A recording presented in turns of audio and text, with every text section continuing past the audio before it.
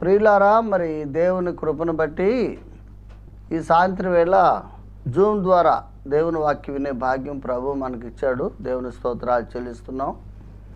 మనం నెహెమ్యా గ్రంథంలో వరుస ధ్యానాలు చేస్తూ వస్తున్నాం. ఇప్పటికి 25 వర్తమానాలు అందించడం జరిగింది. ఇది 26వ వర్తమానం. నెహెమ్యా గ్రంథం 12వ అధ్యాయము 27వ వచనం చదువుతా. నెహెమ్యా గ్రంథం 12వ అధ్యాయము 27వ వచనం. యెరూషలేము ప్రాకారమును ప్రతిష్ఠించు కాలములో వారు ఆ ప్రతిష్ఠాచారమును స్తోత్ర గీతములతోనూ పాటలతోనూ స్వరమండల సితార చేయి తాళములతోనూ సంతోషముగా జరిగించినట్లు లేవీలను తమ సకల స్థలముల నుండి యెరూషలేమునకు రప్పించుటకు పూనుకొనిరి. మనం చదువుకున్న ఈ పరిశుద్ధ లేఖన భాగమును మన ప్రియ ప్రభు దీవించునుగాక. ప్రభునందు ప్రియమైన సోదరి సోదరులారా, నెహెమ్యా గ్రంథం 12వ అధ్యాయం యొక్క ముఖ్యమైన సారాంశం ఏంటంటే, నెహెమ్యా షూషన్ కోట నుండి యెరూషలేం రావడానికి కారణం ప్రాకారాన్ని తిరిగి కట్టించడానికి. ప్రాకారం పడగొట్టబడింది, కాల్చివేయబడింది. శిథిలం అయిపోయిన ప్రాకారం, కాల్చివేయబడిన కుప్పలు యెరూషలేం చుట్టూ కనబడుతున్నాయి. మరి ఆ పడగొట్టబడిన ప్రాకారాన్ని తిరిగి కట్టడానికి నెహెమ్యా షూషన్ కోట నుండి అర్తషస్త రాజు వారి ద్వారా పంపబడ్డాడు. అయితే అతడు పంపబడ్డానికి కారణం నెహెమ్యా విజ్ఞాపన. నెహెమ్యా విన్నపము లేకుండా రాజు ఏం పంపలేదు. అలా వచ్చిన నెహెమ్యా యెరూషలేం వచ్చిన తర్వాత ప్రాకారం నిర్మించే క్రమంలో, ప్రాకారం అంటే గోడ అని మనం చెప్పుకున్నాం కదా. ఆ గోడ అంటే మనలాగా ఒక 2 అడుగులు 3 అడుగులు వెడల్పు గోడ కాదు. మనం ఏమనుకుంటాం, గోడ అంటే ఒక చిన్న గోడే కదా అని అనుకుంటాం. ఒక్కసారి ఆ గోడను గురించి ఇక్కడే నేను చదువుతున్న చూడండి, 31వ వచనంలో.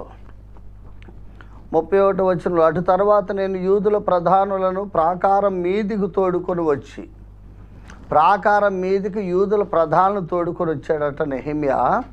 నెహెమ్యా తన స్వయంగా చేసిన పనిని ఇక్కడ చెప్తున్నాడు. స్తోత్ర గీతములు పాడు వారిని 2 గొప్ప సమూహములుగా ఏర్పరచుతున్నాయి. అందులో ఒక సమూహం కుడి ప్రక్కను పెంట గుమ్మం వైపున ప్రాకారం మీదను నడిచిన ఒక సమూహం. ఇక అది ఎంత వెడల్పో చూడండి. యెరూషలేము గోడల గురించి మనం చదువుతాం యెహోషువ గ్రంథంలో. యెరూషలేము చుట్టూ ప్రాకారం ఉంది. ఎరుకో గోడలు.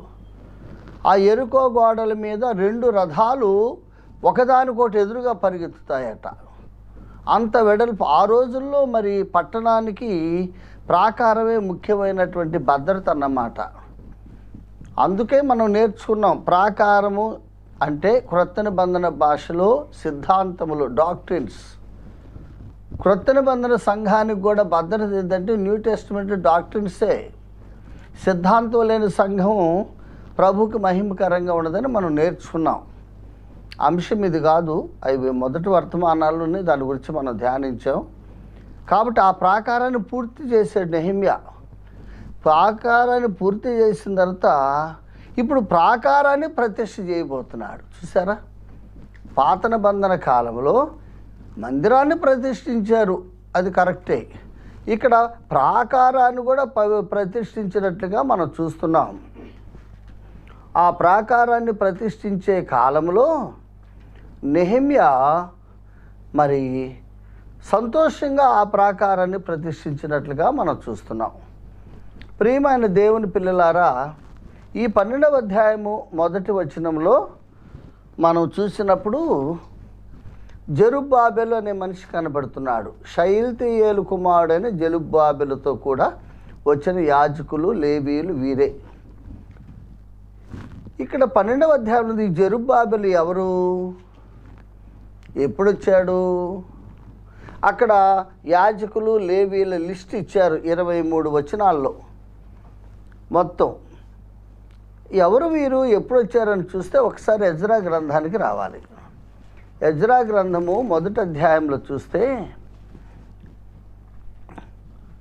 రాజైన కోరేషు దేవుడైన యెహోవా ఆజ్ఞ ద్వారా ఒక ప్రకటన చేశాడు, మీలో ఎవరు ఆయన జనులై ఉన్నారో మీరు వెళ్ళి యెరూషలేముకి వెళ్ళి దేవుని మందిరాన్ని కట్టండి అని.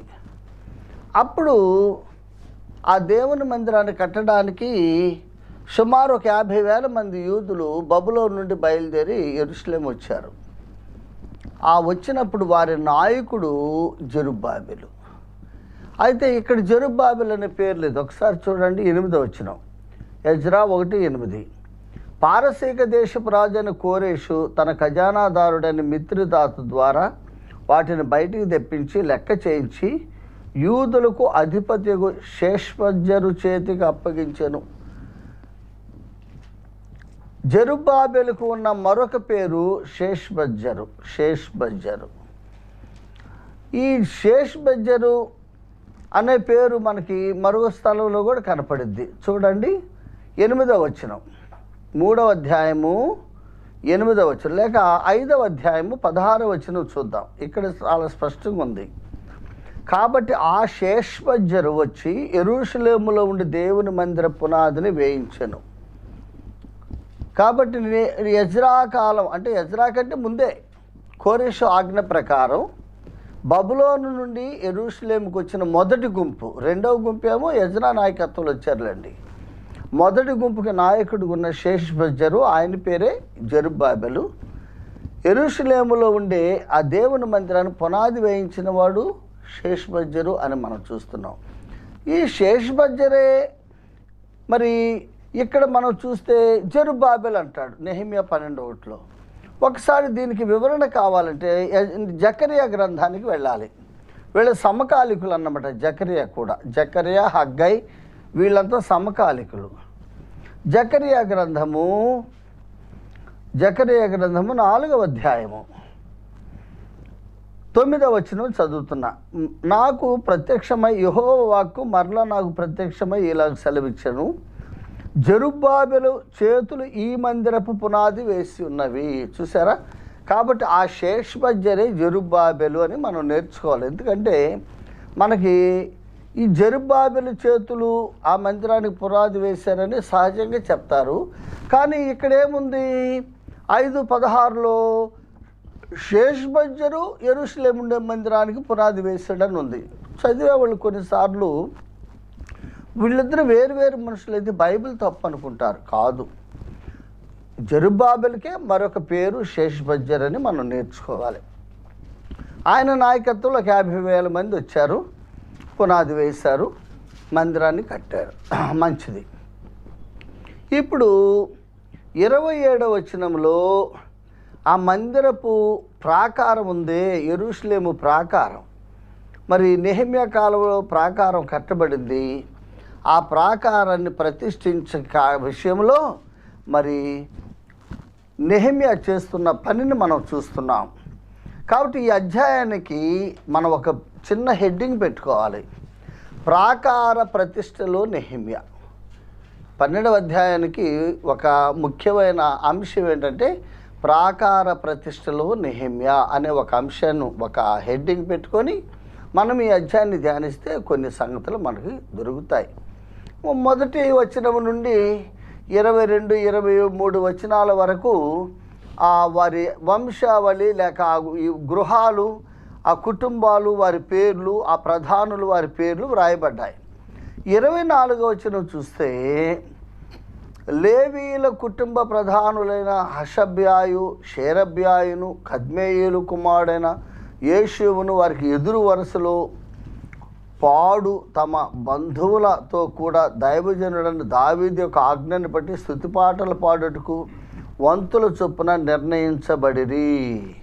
దేవుని ప్రజలు, మనం యెరూషలేము అనేది దేవుని సంఘానికి సాదృశ్యంగా మనం చూస్తున్నాం. దేవుని సంఘంలో దేవుని ప్రజలు ఎలా ఉండాలి అవి ఈ అధ్యాయంలో చాలా స్పష్టంగా ఉందండి. దేవుని ప్రజలు ఎలా ఉన్నారట, వంతుల చొప్పున ఉన్నారట. పాటలు పాడటానికి, స్తుతి పాటలు పాడటానికి వంతుల చొప్పున అంటే వారు 2 లైన్లుగా నిలబడ్డారు. 12వ అధ్యాయంలో దేవుని ప్రజలు 2 వరుసలుగా నిలబడ్డారు, ఒకరికి ఒకరు ఎదురుగా. నిలబడి అందరూ ఒకరి తర్వాత ఒక లైన్ వారు పాట పాడితే వారికి సమాధానంగా రెండవ వరుసలో ఉన్నవారు పాటలు పాడుతున్నారు. ఆ పాటలు పాడేది కూడా రమ్యంగా పాడుతున్నారని మనం చూస్తున్నాం. రమ్యంగా పాడాలి. ఆ పాటల్లో కూడా ఏముంది? స్తుతి పాటలు ఉన్నాయి. ప్రభువుని స్తుతించాలి, అది చాలా ముఖ్యం. ఎందుకంటే వారికి గత ఎన్నో సంవత్సరాలు, సుమారు 70 ఏళ్ళండి, బబులోను చెరలో ఉన్నప్పుడు వారికి స్తుతి లేదు. బబులోను చెరలో ఉన్నప్పుడు వాళ్ళ బ్రతుకు ఎలా ఉందంటే ఒకసారి మనం చూడాలి. 135వ కీర్తన చూడండి. కీర్తనలు 135, 137 క్షమించండి, 137. వాళ్ళు బబులోనులో ఉన్నప్పుడు వాళ్ళ పరిస్థితి ఇక్కడ చెప్తున్నారు. బబులోను నదుల యొద్ద కూర్చుండి ఉన్నప్పుడు మనము సియోనుని జ్ఞాపకం చేసుకొని ఏడ్చుచుంటిమి. వాటి మధ్యనున్న నిరవంజి చెట్లకు మన సితారాలు తగిలించితిమి. అచ్చట మనలను చెరగొన్న వారు ఒక కీర్తన పాడుడి అనిరి. మమ్ములు బాధించిన వారు సియోను కీర్తనలో ఒకదానిని మాకు వినిపించుడి అని మనలను ఉల్లాసము కోరిరి. మన వలన అన్యుల దేశములో యెహోవా కీర్తన మనం ఎట్లు పాడుదుము. వాళ్ళు బ్రతుకది 70 ఏళ్ళు వాడి నోటి కీర్తనలు లేవు. ఇప్పుడు దేవుని మహాకృప, వారు తిరిగి యెరూషలేము వచ్చిన తర్వాత ఇప్పుడు వారి నోట ఏముంది? స్తుతి పాటలు ఉన్నాయి. ఆనందగానం, ఆనందం, సంతోషంతో వారు పాటలు పాడటం మనం చూస్తున్నాం. ఇందులో మనం నేర్చుకునే సత్యం ఏంటంటే, ఒక వ్యక్తి పాపంలో ఉన్నప్పుడు ప్రభువుని సృష్టికర్తను మరి స్మరించుకొని ఆయనను ఘనపరిచే భాష రాదు, పాటలు రావు. అది ఒక విధంగా విషాద సమయం అన్నమాట, ఏడుపు సమయం. ప్రభువును మహింపరచడం బబులోనులో కుదరదు, పాపములో కుదరదు. పాపపు చెర నుండి విడుదల పొందిన వారు పాటలు పాడుతున్నారండి. ఆ చెరలో ఉన్నవారట, అక్కడున్న స్థానికులు ఒక పాట పాడమంటే మేము ఎలా పాడగలం అని ఏడుస్తున్నారు. కాబట్టి ప్రియమైన దేవుని పిల్లలారా, ఈనాడు కూడా యేసుక్రీస్తు ప్రభుని సొంత రక్షకునిగా అంగీకరించిన వారు చెరలో ఉన్నట్లే, వారు పాపపు చెరలో ఉన్నారు. పాట అనేది సంతోషానికి సూచనగా ఉంటుంది. హృదయంలో సంతోషం ఉన్నప్పుడు ఆనందగానం చేస్తారు ఎవరైనా. హృదయంలో సంతోషం లేనప్పుడు ఆనందగానం చేయలేరు. కాబట్టి ప్రియమైన దేవుని పిల్లలారా, ఇక్కడ దేవుని ప్రజలు చెర నుండి విడిపించబడ్డారు. ఈ వాక్యం వినేవారు ఇంకా పాపపు చెరలో ఉన్నవారు ఎవరైనా ఉంటే, యేసుక్రీస్తు ప్రభుని మీ సొంత రక్షకునిగా స్వీకరించిన అనుభవం లేకపోతే, ఈరోజు యేసు ప్రభుని నమ్ముకుంటే మీ నోట దేవుడు ఆనంద గీతం పెడతాడు, అది గుర్తుపెట్టుకోవాలి. లేదంటే మీది విషాదమే అనేది మనం చూస్తున్నాం. అదే కాదు, యేసు ప్రభు నమ్మిన వారిలో క్రమం ఉంటుంది. అదే ఇక్కడ చెప్పాడు, వంతుల చొప్పున నిర్ణయించబడ్డారట. ఒక సిస్టమేటిక్ ఆర్డర్లో ఉంటారు ప్రభువు నమ్మినప్పుడు. క్రమబద్ధమైన జీవితం ఉంటుంది, క్రమబద్ధమైన జీవన శైలి ఉంటుంది. అన్నిట్లో క్రమం ఉంటుందండి ప్రభువుని నమ్మితే. ప్రభువుని నమ్మకపోతే క్రమం ఉండదు, అక్రమం ఉంటుంది. అది గమనించాలి. ఇప్పుడు 27వ వచనానికి వస్తే, ఆ 27వ వచనంలో ఈయన ఏం చేస్తున్నాడు? ప్రాకారాన్ని ప్రతిష్ఠిస్తున్నట్టుగా నెహెమ్యాను మనం చూస్తున్నాం. ప్రాకారాన్ని ప్రతిష్ఠించే క్రమంలో ఏం చేస్తున్నాడు? పాటలు పాడడానికి మరి ఆ పాటలు పాడే గాయకుల్ని రప్పించినట్లుగా మనం చూస్తున్నాం. సకల స్థలములలో నుండి యెరూషలేమునకు రప్పించుటకు పూనుకొనిరి. అది ఆ ప్రాకార ప్రతిష్ఠ ఎలా జరిగింది? సంతోషంగా జరుగుతుంది. చూసారా? దేవుని పనిలో, దేవుని సన్నిధిలో ఉన్నప్పుడు, దేవుని పనిని మనం చేసినప్పుడు, ఇప్పుడు ఈ ప్రజల నోట ఒకప్పుడు సంతోషం లేదు కదా, అదే ప్రజలు ఇప్పుడు సంతోషంగా ఉండడానికి కారణం ఏంటంటే వారు ప్రభు పని చేశారు, వారు ప్రారంభించిన పనిని ముగించారు. ఆటంకాలు ఏమి తక్కువ రాలేదు, చాలా ఆటంకాలు వచ్చినాయి. చాలా ఆటంకాలు వచ్చినా ఆటంకాల మధ్య ప్రభు పనిని ముగించినప్పుడు నిజమైన సంతోషం దేవుని పిల్లలకు ఉంటుంది. ప్రభు పని చేయని వాళ్ళకి సంతోషం ఉండదండి, అది గుర్తుపెట్టుకోవాలి. వారి హృదయాల్లో నిజమైన సంతోషానికి కారణం ఏంటంటే వారు దేవుని పనిని సంతోషంగా చేశారు కాబట్టి వారి దేవుడు వారి హృదయాలలో సంతోషాన్ని నింపాడు. ఈనాడు చాలామంది ప్రభువు నమ్మిన దేవుని పిల్లలే సంతోషంగా లేరు. అది చాలా విచారం. ఎందుకు లేరు? వారు యేసు ప్రభువుని నమ్ముకున్నారు కదా, విశ్వాసులే కదా. ఎందుకు సంతోషంగా లేరంటే వారు ప్రభు పని చేయరు, అంతే. దేవుని సన్నిధిలో కనబడరు. ప్రభు పని ఉంటే వారు రారు. వారు ఎప్పుడు ఆదివారం ఆరాధనకు వచ్చి ఆగిపోతారంటారండి. అలాంటి వారికి ఏం సంతోషం ఉంటుంది?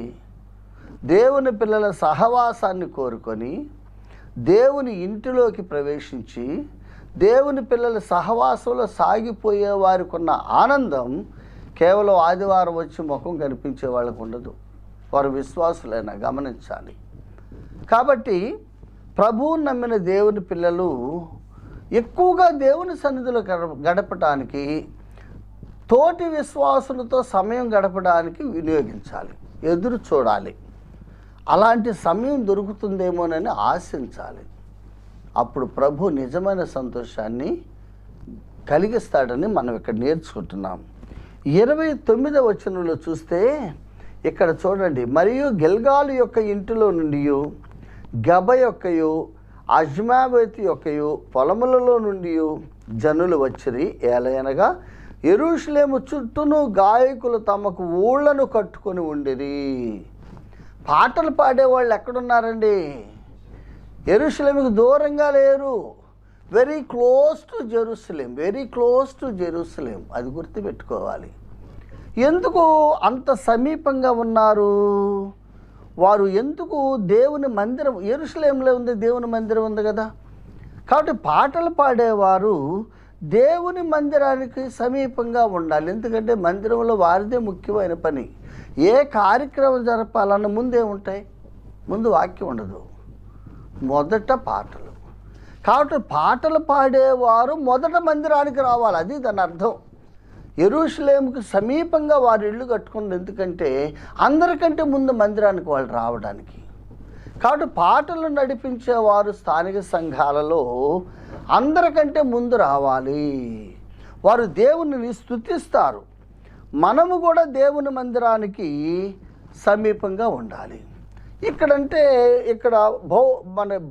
భౌతికంగా మనం చూసినప్పుడు వారు ఊళ్ళు అంటే ఇళ్ళు ఎక్కడ కట్టుకున్న? యెరూషలేము చుట్టూ అంటే మందిరానికి సమీపంలో కట్టుకున్నారు.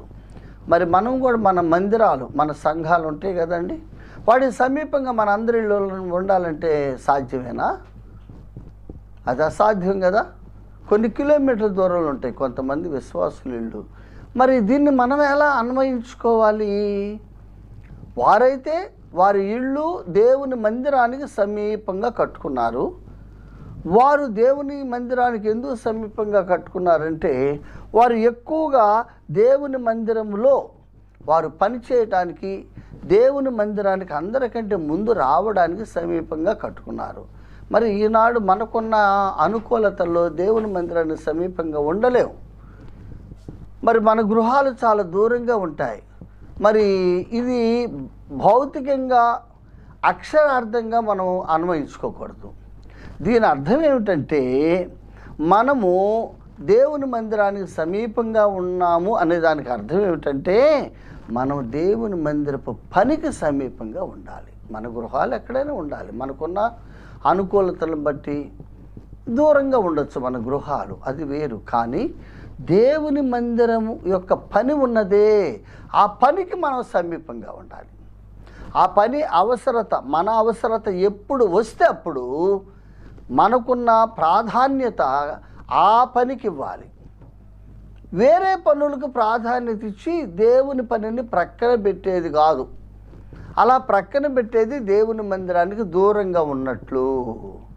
అలా కాకుండా ప్రతి పనిని ప్రక్కన పెట్టి దేవుని పనికి మొదటి స్థానం ఇచ్చేదే దేవుని మందిరానికి సమీపంగా ఉన్నట్లు. అది మనం తెలుసుకోవాలి. కాబట్టి ప్రియమైన దేవుని పిల్లలారా, ఇక్కడేమో గాయకులు మందిరం యెరూషలేము సమీపం ఉంటే యెరూషలేములో మందిరం ఉంది. కాబట్టి మందిరానికి సమీపంగా గాయకులు ఉన్నారు. ఈనాడు క్రొత్త నిబంధన కాలంలో ప్రభువు నమ్మిన మనం అందరం కూడా ప్రభువు సమీపంగా ఉండాలి. మనం అందరం సమీపంగా ఉండాలి, గాయకులనే కాదు. ప్రభువు సమీపంగా ఉండాలంటే మన ఇల్లు సమీపంగా ఉండాలని కాదు. ఆయన పనికి మనం ఎప్పుడు కూడా నో చెప్పకూడదు, సమీపంగా ఉండాలని మనం నేర్చుకుంటున్నాం. ఓకే, 30వ వచనం చూస్తే, యాజకులు లేవీయులు తమ్మును తాము పవిత్రపరచుకొనిన తరువాత జనులను, గుమ్మములను, ప్రాకారమును పవిత్రపరచరి. ఇది చాలా ముఖ్యమైన విషయం అండి. ఇది వెరీ వెరీ ఇంపార్టెంట్. యాజకులు లేవీలు అంటే లీడర్స్, అది నాయకులు. యాజకులు లేవీలు అంటే ఎవరు? లీడర్స్ అన్నమాట, నాయకులు. నాయకులు అనేవాళ్ళు మాదిరిగా ఉండాలిగా, మోడల్గా ఉండాలిగా. నాయకులు మోడల్గా లేకుండా, మాదిరిగా లేకుండా ఉండకూడదు కదా. కాబట్టి నాయకులు ప్రజలు వారిని గమనిస్తారు. కాబట్టి వారు ఏం చేస్తున్నారు? తమ్మును తాము పవిత్రపరచుకుంటున్నారు. లీడర్స్ ఎప్పుడు కూడా మాదిరిగా ఉండాలి. ప్రజలు వాళ్ళని గమనిస్తూ ఉంటారండి. వాళ్ళు మాదిరిగా లేకపోతే ప్రజలు తప్పుదారి పట్టే ప్రమాదం ఉంది. మొదట యాజకులు, తర్వాత లేవీయులు, ఆ తర్వాత గుమ్మములు, ప్రాకారము పవిత్రపరిచారు. అది సెకండరీ. ప్రాకారాన్ని పవిత్రపరిచారు, గుమ్మాన్ని పవిత్రపరిచారు. మొదటి దేన్ని పవిత్రపరిచారు? తమ్మును తాము పవిత్రపరచుకున్నారు లీడర్స్. ప్రియమైన దేవుని పిల్లలారా, ఈనాడు యాజకులు లేవీలు అంటే ఎవరు? ఈనాడు నాయకులు ఎవరు? స్థానిక సంఘాల్లో పెద్దలు, సేవకులు, బోధకులు, వీరే కదా. పెద్దలు, సేవకులు, బోధకులు, నాయకులు. ప్రజలు వారిని గమనిస్తూ ఉంటారు. మరి ఈనాడు మనకు కలిగి ఉన్న సంఘ పెద్దలు కానీ, సేవకులు కానీ, లేక మరి ఎవరైనా బోధకులు కానీ మాదిరిగా ఉంటున్నారా? చాలా స్థలాల్లో మనం చూస్తుంది ఏమిటంటే, చాలా స్థానిక సంఘాల్లో పెద్దలు లేక సేవకులు మాదిరిగా ఉండడం లేదు. వారు మాదిరిగా ఉండడం లేదు. ఎందుకో? వారు చాలా రకరకాల చెడ్డ లక్షణాలు కలిగి ఉంటున్నారు. ఒక విధంగా చెప్పాలంటే, ఇది చాలా విచారంగా చెప్పే మాట, ఏమీ ఎవరిని విమర్శించటానికి కాదు, ఇది సహృదయంతో స్వీకరించాలి. నాయకులు అనేవాళ్ళు మాదిరిగా ఉండాలి. ఇక్కడ యాజకులు లేవీలు ఒక పని చేయబోతున్నారు. ముందు తమ్మును తాము ప్రతిష్టపరుచుకున్నారు, పవిత్రపరుచుకున్నారు. ఈనాడు చాలా స్థానిక సంఘాల్లో నాయకులు, స్థానిక సంఘాల్లో పెద్దలు, స్థానిక సంఘాల్లో సేవకులు మాదిరిగా లేరని చెప్పడానికి నేను చింతిస్తున్నాను. నేనే వెనకాడడం లేదు. కారణం ఏంటంటే, కొంతమంది నాయకులు దేవుని సొమ్ము తింటున్నారండి. దేవుని సొమ్ము తింటాం మాదిరి అని అంటారా? చెప్పండి. దేవుని సొమ్ము నాయకులు తినవచ్చా? వారు సేవకులు కావచ్చు, సంఘ పెద్దలు కావచ్చు. కొన్ని సంఘాల్లో లెక్కే లేదట. ఇది న్యాయమేనా? దేవుని పిల్లలు దేవుని సొమ్ము ఇచ్చేది సేవకులు, నాయకులు తింటానిక? దేవుని పనికి కదా. మన ఇంట్లో 100 రూపాయలు ఉంటే 100 రూపాయలు లెక్క అడిగిద్దే మన భార్య. మనం లెక్క చెప్పాలి కదా. దేవుని సొమ్ముకి లెక్కలేదా? కొన్ని సంఘాల్లో సంఘ పెద్దలు, సేవకులు దేవుని సొమ్ము తింటున్నారు, లెక్కలేదు. ఆ విషయాల్లో జగడాలు వచ్చి కొన్ని సంఘాలు చీలిపోయిన అనుభవాలు ఉన్నాయి. మాదిరి లేని పెద్దలు, మాదిరి లేని సేవకులు. కొన్ని స్థలాల్లో ఈ నాయకులైన వారు వడ్డీలకు ఇస్తున్నారు. విశ్వాసులు వడ్డీలకు ఇవ్వచ్చా? చెప్పాలి. దేవుని వాక్యం ఒప్పుకుంటుందా? చాలా పొరపాట్లు చేస్తున్నారు. కొన్ని సంఘాల్లో మరి చేయకూడని పనులు చేస్తున్నారు. అవన్నీ వాక్యంలో చెప్పడానికి నాకు చాలా బాధగా ఉంది. చెప్పలేము. నాయకులు అనేవాళ్ళు పవిత్రంగా ఉండాలని బైబిల్ చెప్తుంది అంతే. ఈ యాజకులు లేవీలు వాళ్ళకి ఎవరు చెప్పలేదండి. వాళ్ళకి మనస్సాక్షి గద్దించింది. వాళ్ళు తమ్మును తాము పవిత్రపరుచుకున్నారట. చూడండి, మరలా చదువుతా. యాజకులు లేవీలు తమ్మును తాము పవిత్రపరచుకున్న తర్వాత, అంటే మాలో కొన్ని లోపాలు ఉన్నాయని వారు గుర్తించారు. వారి లోపాలు వారే గుర్తించారు. మన లోపాలు మనం గుర్తించలేమా? బైబిల్ ఏం చెప్తుంది? ఒకసారి కొరింథీయులకు రాసిన 2వ పత్రిక 7వ అధ్యాయం 1వ వచనం చదువుతున్నా. ప్రియులారా, మనకి ఈ వాగ్దానములు ఉన్నవి గనుక దేవుని భయముతో పరిశుద్ధతను సంపూర్తి చేసుకొనొచ్చు. ఇప్పుడు చూడండి, శరీరమునకును ఆత్మకును కలిగిన సమస్త కల్మషము నుండి మనలను పవిత్రులనుగా చేసుకొందాము. చూసారా? శరీరమునకును ఆత్మకును కలిగిన సమస్త కల్మషము నుండి మనము పవిత్రులనుగా చేసుకుందాము. ప్రియమైన దేవుని పిల్లలారా, మనం దేవుని పిల్లలమే. పౌలు భక్తుడు చాలా స్పష్టంగా కొరింథీలో ఉన్న విశ్వాసులకు రాస్తున్నాడు ఈ మాట. శరీరానికి ఆత్మకి కల్మషం కలిగే ప్రమాదం ఉంది. మనకెప్పుడు కూడా మనం పరిశుద్ధత, మన పవిత్రత చేసుకుంటూ మన విశ్వాస జీవితంలో సాగిపోవాలి. ఎప్పుడు పవిత్రత కలుగు చేసుకుంటాము? అవసరం ఎప్పుడు వస్తుందంటే మన వైపు మనం చూసుకున్నప్పుడు. మన విశ్వాస యాత్రలో ఏమైనా లోపం ఉన్నదా, కల్మషం ఉన్నదా, చెడుగు ఉన్నదని మనం చూస్తే మనలో ఉన్న చెడుగు మనకు కనపడింది. ఎవరు చెప్పాల్సిన పనిలే. అప్పుడు ఆటోమేటిక్గా మనం చేసుకోవాలని మనం నేర్చుకుంటున్నాం. నాయకులైన వారు పవిత్రతను కాపాడుకోవాల్సిన బాధ్యత ఉన్నదని మనం చూస్తున్నాం. మరొక లేఖన భాగం యాకోబు రాసిన పత్రిక 4వ అధ్యాయము 8వ వచనములో చివరి మాట చదువుతాను. పెద్ద వచనాలవి. ద్విమనస్కులారా, మీ హృదయములను పరిశుద్ధపరచుకునడి. మన హృదయాలు పరిశుద్ధపరచుకోవాలి. మనం దేవుని పిల్లలం, నాయకులమి. మనలో అసలు ద్విమనస్కుండదు, 2 మైండ్స్. అది ఉండకూడదు. మన హృదయాలు పవిత్రపరచుకోవాలి. అది మనం నేర్చుకోవాలి. పేతురు రాసిన మొదటి పత్రిక 1వ అధ్యాయము 22, 23 వచనాలు కలిసి ఉన్నాయి. అది చాలా పెద్ద వచనం. ఆ మధ్యలో చదువుతున్నా. మీరు సత్యమునకు విధేయులవుట చేత మీ మనస్సులను పవిత్రపరచుకోండి. మీ హృదయాలు పవిత్రపరచుకోండి. శరీరమునకు ఆత్మకు కలిగిన కల్మషం నుండి పవిత్రపరచుకోండి. మీ హృదయాలు పవిత్రపరచుకోండి. ఇక్కడేమంటాడు పేతురు భక్తుడు? మీ మనస్సులను పవిత్రపరచుకోమని చెప్తున్నాడు. ఓకేనా? మంచిది. యోహాను రాసిన మొదటి పత్రిక, ఇది చాలా ముఖ్యమైన అంశం కాబట్టి నేను ఈ లేఖన భాగాలు మీకు చూపిస్తున్నాను. మొదటి పత్రిక 3వ అధ్యాయము 3వ వచనం. ఆయన యందు ఈ నిరీక్షణ పెట్టుకున్న ప్రతివాడును ఆయన పవిత్రుడై ఉన్నట్టుగా తన్ను పవిత్రునిగా చేసుకున్నాను. మనల్ని మనం పవిత్రులుగా చేసుకోవాలి. ఇదంతా మన బాధ్యత.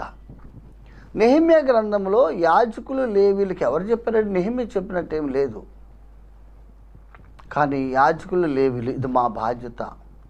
మాలో ఈ కల్మషం పెట్టుకొని, ఈ అపవిత్రత పెట్టుకొని, ఈ అపరిశుద్ధత పెట్టుకొని ఈ ఈ ప్రాకార ప్రతిష్టతను మేము ఎలా పాల్గొంటాం?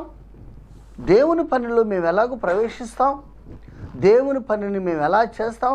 కాబట్టి ఆ పని చేయడానికి ముందు మమ్మల్ని మేము పవిత్రపరుచుకుంటామని వారే తీర్మానం చేసుకున్నారు, యాజకులు లేవీలు. కాబట్టి ప్రియమైన దేవుని పిల్లలారా, మనం ఆలోచించేయాలి. మనం ప్రభు పనులు ఉన్నాం, చాలా సంతోషం. మన పవిత్రత మనం కాపాడుకుంటున్నామా? మన పరిశుద్ధతను మనం కాపాడుకుంటున్నామా? అది చాలా ముఖ్యమైన అంశం అని నేను ప్రభు వాక్యాన్ని బట్టి మనవి చేస్తూ ఉన్నాను. మంచిది. మరల నెహెమ్యా గ్రంథానికి వచ్చినట్లయితే ఈ 12వ అధ్యాయంలోనే 30వ వచనంలో పవిత్రపరుచుకున్నారు కదా. ఇప్పుడు 31లో సమర్థుడైన నాయకుడు నెహెమ్యాగా మనం చూస్తున్నాం. ఒక లీడర్కి సామర్థ్యం చాలా ముఖ్యమండి. సామర్థ్యం లేనివాడు లీడర్గా పనికిరాడు. అది సమర్థుడైన నాయకుడు చేయాల్సిన పని ఏమిటి? ఒక గొప్ప పని, యెరూషలేము ప్రాకారాన్ని ప్రతిష్ఠించే పనిని నెహెమ్యా తీసుకున్నాడు. ఆ ప్రాకార ప్రతిష్ఠ కార్యక్రమాన్ని సమర్థవంతంగా నెరవేర్చాలి. గలిబిలిగా గందరగోళంగా చేయకూడదు. దేవుని పని ఎప్పుడు కూడా క్రమముగాను మర్యాదగాను జరగనీయుడి అని ఉంది బైబిల్లో. దేవుని పని ఎప్పుడు కూడా క్రమంగా జరగాలండి, సిస్టమేటిక్గా జరగాలండి, ప్రభువు మహిమకరంగా జరగాలండి. అసలు బైబిల్ ఏం చెప్తుంది? మీరేమి చేసినా మందిరంలో కానీ ఇంట్లో కానీ ప్రభుకి ఏమి రావాలి? మహిమ రావాలి. ఆయన మహిమ కొరకు చేయాలి. మరి ఇప్పుడు ఇది యెరూషలేము ప్రాకార ప్రతిష్ఠ నెహెమ్యా పేరు కోసమా, ప్రతిష్ఠ కోసమా, నెహెమ్యా గొప్పతనం కోసమా? కాదు, ప్రభువుకు మహిమ కోసం. ప్రభువుకు మహిమకు రావాలంటే దేవుని పని చేసినప్పుడు ఒక క్రమబద్ధమైన నిర్వహణ ఉండాలి. అందుకే ఇప్పుడు 31లో నెహెమ్యా అంటాడు చూడండి. ఇప్పుడు నెహెమ్యా డైరెక్ట్గా ఇన్వాల్వ్ అవుతున్నాడు. అటు తర్వాత నేను యూదుల ప్రధానులను ప్రాకారం మీదకు తోడుకొని వచ్చి. నెహెమ్యా కార్యదక్షత కలిగిన నాయకుడు, సమర్థుడైన నాయకులు. అసలు దేవుని పని ఏదైనా మనం సిస్టమేటిక్గా ఆర్గనైజ్ చేయాలండి. దేవుని పనిని గలిబిలిగా చేయకూడదు, గజిబిజిగా చేయకూడదు, నిర్లక్ష్యంగా చేయకూడదు. పాత నిబంధన ప్రకారం అయితే అసలు మరీ భయంకరంగా ఉంది. ఏంటో తెలుసా? దేవుని పనిని నిర్లక్ష్యంగా చేయవాడు శాపగ్రస్తుడని ఉంది పాత నిబంధనలో. కాబట్టి ప్రియమైన దేవుని పిల్లలారా, మరి నెహెమ్యా ఒక సిస్టమేటిక్గా ఆ పనిని నిర్వహించడానికి పూనుకున్నాడు. ఏం చేస్తున్నాడు చూడండి 31లో. అటు తర్వాత నేను యూదుల ప్రధానులను ప్రాకారం మీదికి తోడుకొని వచ్చాడు. చూసారా? కొంతమంది లీడర్స్, ముఖ్యమైన నాయకులు ఉన్నారు, వారిని వేరు చేశాడు. చూసారా? నెహెమ్యా సమాజంలో, ప్రజలలో ముఖ్యమైన నాయకుల్ని వేరు చేసి వారిని ఎక్కడికి తీసుకొచ్చాడు? అందరికంటే ఎత్తుగా వాళ్ళు కనపడాలి. చూసారా? పెద్దవారికి మనం ఇవ్వాల్సిన ప్రాధాన్యత అక్కడ గమనిస్తుంది. ఎల్డర్లీ పర్సన్స్ని మనం ఎప్పుడు గౌరవించాలి.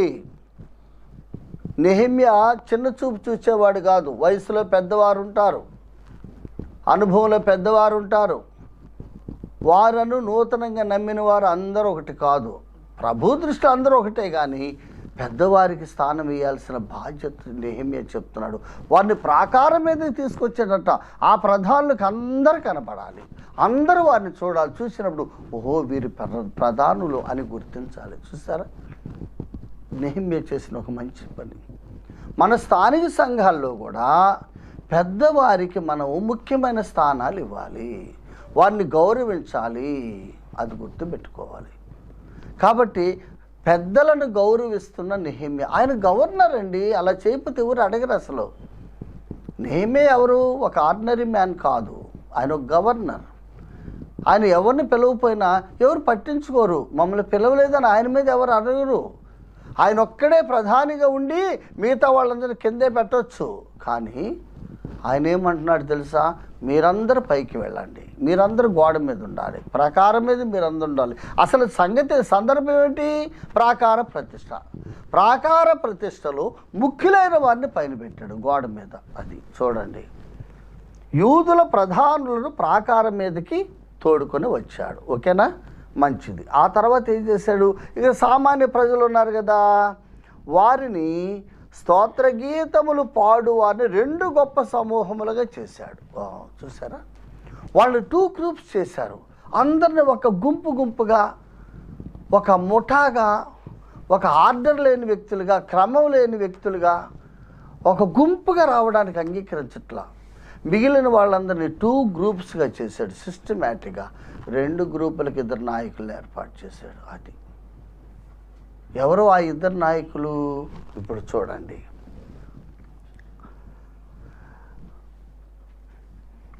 రెండు గ్రూపులుగా, రెండు గొప్ప సమూహములుగా ఏర్పరిచాడు. ఆ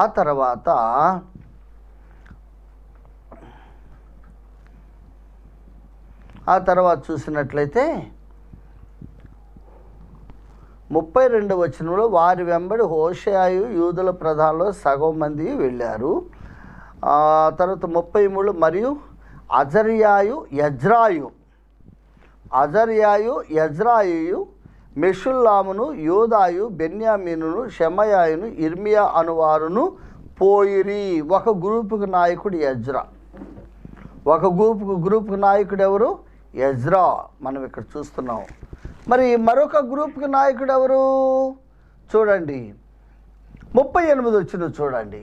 స్తోత్ర గీతములు పాడువారి రెండవ సమూహము వారికి ఎదురుగా నడిచెను, వారి వెంబడి నేనును వెళ్ళితిని. ఒక గ్రూప్కి నాయకుడు ఎవరు?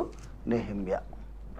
అంటే ఈ రెండు గ్రూపులుగా పాటలు పాడేవారిని ఏర్పాటు చేసి వారిని యెరూషలేము ప్రాకారం చుట్టూ కదండి, గుండ్రంగా ఉంటుంది యెరూషలేము ప్రాకారం పట్టణం చుట్టూ.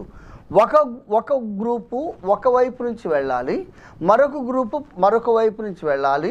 ఈ రెండు గ్రూపులు ఎక్కడ కలవాలి? మందిరం దగ్గర కలవాలి.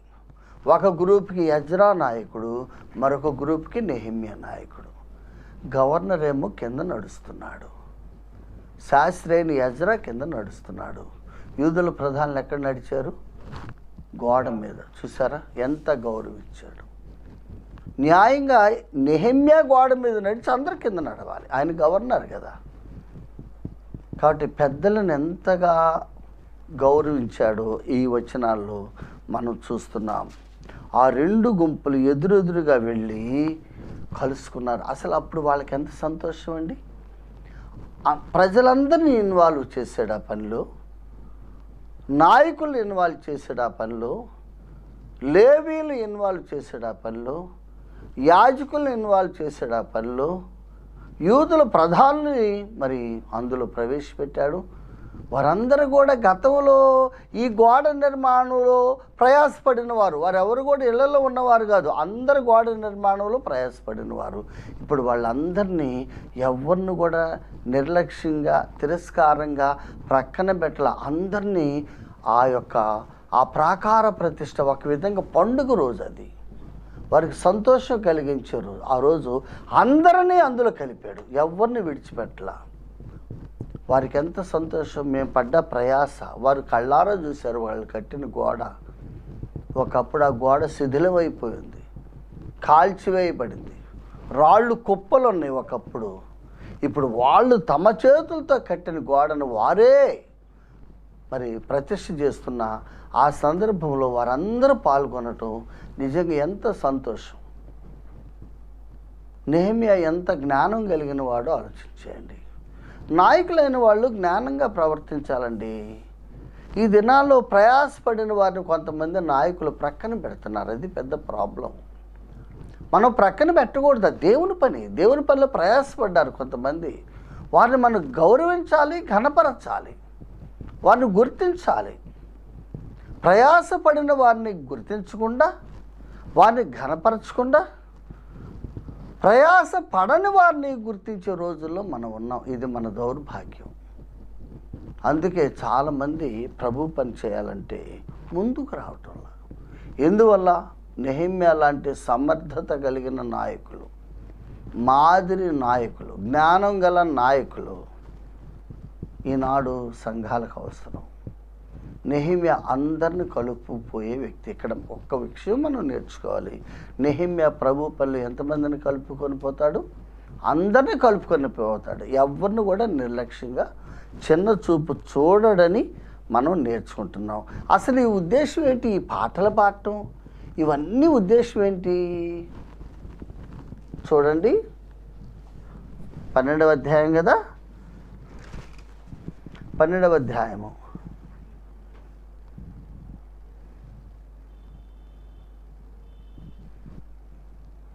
12వ అధ్యాయంలో 38 వచ్చిన మరలా చదువుతున్నా.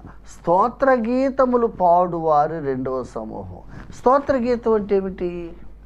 ప్రభువును స్తుతించడం, ప్రభువును మహిమపరచడం. ఈ పనికి కారణభూతుడు నీవే ప్రభువా. ఇంత ఉత్సవం చేయడానికి కారణం ఏంటంటే ప్రభువును మహిమపరచటమే, తను తాను గొప్ప చేసుకోవటం కాదు. చూసారా, నేను కట్టించాను, నా నాయకత్వంలో ఈ పని జరిగిందని చెప్పుకోవట్లే నెహెమ్యా. ఇది దేవుని కృప. స్తోత్ర గీతములు ఎవరికి? నెహెమ్యాకా? దేవుడైన యెహోవాకా? నెహెమ్యాకి కాదు, యెహోవాకి. ప్రియమైన దేవుని పిల్లలారా, ప్రభు పని నీ ద్వారా నా ద్వారా దేవుడు జరిగిస్తాడు కొన్నిసార్లు. అంత మాత్రం చేత మందేం లేదు, అంత ఆయనదే మహిమ. ఆయనకే మహిమ, ఆయనకే ఘనత. సమస్త స్తోత్రం ఆయనకే కలగాలి, అంతే, మనకేమి కలగకూడదు. అది నేర్చుకోవాలి. చాలాసార్లు మనం నెహెమ్యాలాగా దీన మనస్సు మనకుండదు. నెహెమ్యా విధేయుడు, దీనుడు, తను తాను తగ్గించుకునేవాడు, తను ఎటువంటి గుర్తింపు కోరుకొననివాడు. తను పని చేస్తాడు, నాకు ఏ ప్రాముఖ్యం వద్దు అంటాడు. ఈ రోజుల్లో మన పద్ధతి ఏంటంటే, మనం పని చేయము కానీ ప్రథమ స్థానం కావాలంటాం, నన్ను అందరూ గుర్తించాలంటాం, నన్ను అందరిని ఘనపరచాలంటాం, నన్ను అందరూ మొదటి స్థానంలో ఉండాలని కోరుకుంటాం. నెహెమ్యా అలాంటి వాడు కాదు. స్తోత్ర గీతములు దేవునికే, ఆయనకే మహిమ అంటున్నాడు నెహెమ్యా. కాబట్టి ప్రియమైన దేవుని పిల్లలారా, ఈ మాదిరి జీవితం మనకు ఉండాలండి. ఆ తర్వాత మనం చూసినట్టయితే 42వ వచనం, 42వ వచనంలో గాయకులు బిగ్గరగా పాడిరి అని ఉంది. గాయకులు బిగ్గరగా పాడిరి. కొంతమంది నోర్లు కదిలిస్తారు, స్వరం వినపడదు. స్వరాలు వినపడాలి, దేవుని స్తుతించాలండి. ప్రభు ఇచ్చిన నోరు ప్రభువును మహింపరచకపోతే ఎందుకండి? ప్రభువు నీకు నాకు నోరు ఇచ్చింది ఎందుకంటే ఆయన మహింపరచడానికి అవకాశం దొరికినప్పుడల్లా. ఈ అవకాశం లేక చాలామంది అల్లాడిపోతున్నారు. వారు బిగ్గరగా పాడి, అసలు ఆ మాటలు పరిశుద్ధాత్ముడు ఎంత చక్కగా వ్రాశాడు. 43వ వచనం చూస్తే, మరియు దేవుడు తమకు మహానందము కలుగు చేశాను. ఎవరు మహానందం కలుగు చేసింది? నెహెమ్యానా? అసలు యథార్థంగా నెహెమ్యా కదా అక్కడ పనిచేసింది. నెహెమ్యా రాకపోతే ఆ గోడ నిర్మాణం లేదు కదా. నెహెమ్యా పురుకొల్పు కదా. Nehemiah day and night governor అయ్యుండి బంగ్లాలో హాయిగా ఉండాల్సిన వాడు, ప్రజలతో పాటు ఆయన కూడా గోడ మట్టి అందించాడు, రాళ్ళు అందించాడు, ఆ మట్టి పని చేశాడండి నెహెమ్యా ఒక గవర్నర్. కాబట్టి దేవుడు నెహెమ్యాను పంపించాడండి. నెహెమ్యా లేకపోతే ఈ పనేది కాదు, నెహెమ్యా ద్వారా మాకు ఈ మహానందం అని వాళ్ళు అనలా. చూసారా, సమస్త ఘనత ప్రభువుకి ఆపాదించాలి. అది ఆదికాండంలో కూడా యోసేపు ఉన్నాడుగా. యోసేపు ఐగుప్తు ప్రధాని అయ్యాడు. వాళ్ళ డాడీకి కబురు పెడతాడు, యాకోబుకి, డాడీ మరి నేను ఈ దేశానికి ప్రధాని అయ్యాను, మీరు రండి, నా దగ్గర మిమ్మల్ని పోషిస్తానని. ఆ సందర్భంలో ఆయన వాడిన భాష ఏంటో తెలుసా? ఒక్కసారి ఆదికాండం చూద్దాం. ఇవన్నీ కూడా మనకి పాఠాలండి.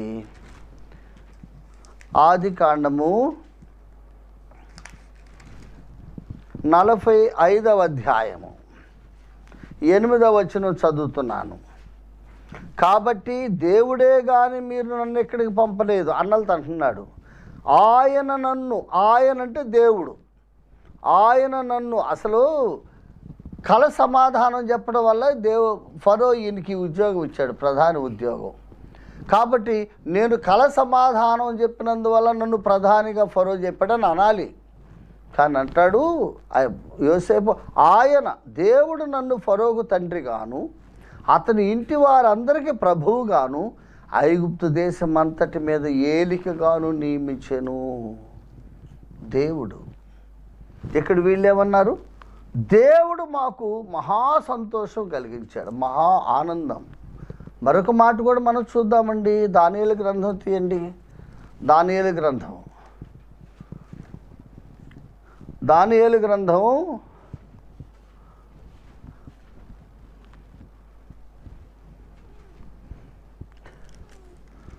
దానియేలు గ్రంథంలో చూస్తే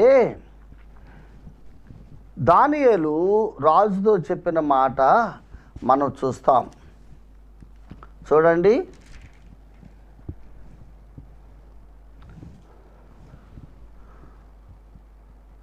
6వ అధ్యాయము 22వ వచనములో, నేను నా దేవుని దృష్టికి నిర్దోషినిగా కనబడితిని అని అంటాడు. నా దేవుని దృష్టికి నిర్దోషినిగా కనబడితిని అనే మాట మనం చూస్తున్నాం. ఆ తర్వాత మరొక స్థలంలో దానియేలు ఏమంటాడంటే, ఈ సంగతులు తెలియజేసేవాడు దేవుడు, అంతేగాని నా గొప్పతనం కాదని మరి దానియేలు కూడా చెప్పినట్లుగా మనం గమనిస్తాం. కాబట్టి ప్రియమైన దేవుని పిల్లలారా, మనలో సాధనంగా దేవుడు తన పనిలో వాడుకోవచ్చు, కానీ ఆ ఘనత మందు కాదు. ఆ ప్రజలు అంటున్నారు, దేవుడు తమకు మహానందము కలుగు చేసినంటే నెహెమ్యా బాధపడలా. ఏంటి దేవుడు అంటారు, నేను కదా కష్టపడింది, నేను కదా రాజభవనాన్ని విడిచిపెట్టి మీతో కలిసి ఎండలో వానలో మట్టి పని చేసింది, నన్ను గురించి చెప్పరేంటి అని అల్లా ఆయన కూడా దేవునికి కనపరిచాడు. కాబట్టి ప్రియమైన దేవుని పిల్లలారా, మన ద్వారా జరిగే ప్రతి పనిలో దేవునికి మహిమ రావాలని మనం నేర్చుకుంటున్నాం. ఆ తర్వాత 44వ వచనంలో చూసినట్టయితే అక్కడ ఒక మాట ఉంది. ఆ కాలమందు పదార్థములకును ప్రతిష్టార్పణలకును ప్రథమ ఫలములకును 10వ వంతు సంబంధమైన వాటికి ఏర్పడిన గదుల మీద స్టోర్ రూమ్స్ కొందరు నియమించబడ్డారు. స్టోర్ రూమ్స్ ఉన్నాయి మందిరంలో స్టోర్ రూమ్ ఉండాలి. స్టోర్ రూమ్ ఉండాలంటే స్టోర్ రూమ్లో ఏముండాలి, ధాన్యం ఉండాలి. స్టోర్ రూమ్లో పదార్థాలు ఉండాలి. ఎందుకు పదార్థాలు ఎవరు ఇవ్వాలంటే దశమ భాగాలట. చూడండి, ఆ కాలమందు పదార్థములకు ప్రతిష్టార్పణలకు ప్రథమ ఫలములకట, వాటి కొరకు. అంతేకాదు మనం చూడండి 47వ వచనం చూసినట్టయితే, జెరుబ్బాబెలు దినముల్లో ఏమి నెహెమ్యా దినముల్లో ఏమి ఇశ్రాయేలులందరూ వారి వంతుల చొప్పున గాయకులకును ద్వారపాలకును భోజన పదార్థములను అనుదినము ఇచ్చుచూ వచ్చిరి. వాళ్ళు ఇవ్వడానికంటే సేవకులకి మనం ఇవ్వాలి. అది ఇక్కడ మనం నేర్చుకునే సత్యం ఏంటంటే, గాయకులు ద్వారపాలకులకు భోజన పదార్థములు అనుదినము ఇచ్చుచూ వచ్చిరి. ఇక్కడ మనం చూసినప్పుడు దేవుని పని చేసేవారికి దేవుని సొమ్ములో మనం సహాయం చేయాలి, ధారాళంగా ఇవ్వాలి. వాళ్ళేం అడగల, వాళ్ళు మాకు సహాయం చేయమని అడగల, కానీ మందిరంలో వచ్చే సంపాదన దేవుని సేవకులకు వాళ్ళు ఇచ్చినట్లుగా మనం చూస్తున్నాం. అంతేకాదు, ఒక మాట చెప్పాలండి, ఈ చదువుకున్న లేఖన భాగంలో దావీదుని గురించి 6 సార్లు దేవుడు ప్రస్తావించాడు. 37వ వచనంలో దావీదుపురం అన్నాడు, 37వ వచనంలో దావీదు నగర్ అన్నాడు. అంతేకాదు, ఆ తర్వాత చూస్తే 45లో దావీదు అన్నాడు, 46లో దావీదు అన్నాడు, మరి 36వ వచనంలో దైవజనుడగు దావీదు అన్నాడు, 24వ వచనంలో దైవజనుడగు దావీదు. చూసారా, దావీదుకు దేవుడికి ఎందుకంత ప్రియుడయ్యాడంటే, దావీదులో కొన్ని లోపాలు ఉన్నా అవి ఒప్పుకున్నాడు, కప్పుకోలేదు, దేవునికి ప్రియమైన వ్యక్తిగా జీవించాడు. నెహెమ్యా గ్రంథం 12వ అధ్యాయంలో దావీదు పేరు 6 సార్లు పరిశుద్ధాత్ముడు ప్రస్తావించాడు. దావీదు దినములు, దావీదు ఆజ్ఞ చొప్పున అనేమాట. కాబట్టి ప్రియమైన దేవుని పిల్లలారా, 12వ అధ్యాయంలో ముఖ్యమైన సారాంశం ఏంటంటే, ప్రాకారాన్ని నెహెమ్యా ప్రతిష్ఠించాడు. ఆ ప్రాకార పనిలో అందరిని సమకూర్చాడు, అందరికి ఎవరికి ఇవ్వాల్సిన స్థానం వాళ్ళకి ఇచ్చాడు. చక్కగా ప్రభువును మహింపరిచాడు. ప్రజలు కూడా ప్రభువును మహింపరిచారు, కానీ నెహెమ్యాను మహింపరచాలి. నెహెమ్యాకి వందనాలు చెప్పుంటారు అంత మట్టుకే. మనం కూడా ఏ పని చేసినా ప్రభుకే మహిమ కలిగించేటట్టుగా, ప్రభుకే సమస్త ఘనత ఆపాదించాలని ప్రభు మనకి ఈ అధ్యాయంలో నేర్పుతున్నాడు. అదే సమయంలో దేవుని ప్రజలు క్రమంగా జీవించాలి, ఏ పని చేసినా క్రమబద్ధంగా చేయాలని ఒక పద్ధతిని ఈ అధ్యాయంలో ప్రభు మనకి నేర్పిస్తున్నాడు. ప్రభు ఈ మాటలు దీవించునుగాక.